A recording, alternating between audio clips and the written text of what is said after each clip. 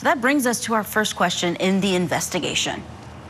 What exactly is life going to be like if the Menendez brothers are released? What will it be for a 54-year-old Eric and a 57-year-old Lyle? They've been behind bars for 35 years. Here with us to discuss, we have forensic psychiatrist, a trial expert, witness, and author and columnist, Dr. Carol Lieberman. Dr. Lieberman, I hear you reacting to Philip saying they can just ease back into society because they've turned into handsome men. Yes, and not recognized, right? Well, that's wishful thinking, I think. First of all, anybody in prison becomes institutionalized. And when you've been in prison for 35 years, it's really hard to get out. And, when you're in prison, everything is you're told when to eat, when to sleep, everything is sort of organized for you. When you go out, they're going to be like kids in a candy store.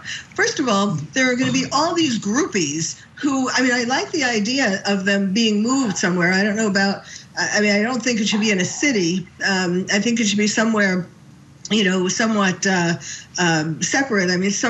Not because there are going to be women, who are going to be groupies, who have been groupies for them for all these years. That's number one. There's going to be a media circus, number two. Depending upon who and how in their family, if they take care of them, the more the family takes care of them and tries to keep them sort of, tries to let them get back into society in a slow way, the better it is. But it's going to be very hard to, especially the way, think about it, the way they were before they went in.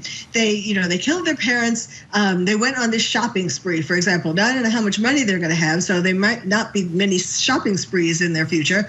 But, of course, they're probably going to get offers for things. But in any case, I think it's going to be a lot more difficult. I don't think they're going to be able to fade into obscurity because people aren't going to let them do that. Dr. Lieberman, the family really not happy with any blocks to them getting released. But let's put aside the fandom, the groupies, everything about their popularity and perhaps even their wealth. But what is your biggest concern when someone has been behind bars for this chunk of their life? They went in when they were in their late teens, early 20s, and coming out now in their 50s. Yes, and life is very different than it was at that time. They're going to have to adjust to a lot of things in this world. They're going to need to get jobs, presumably. And what are they? They're going to have to find some skill. But here's the thing.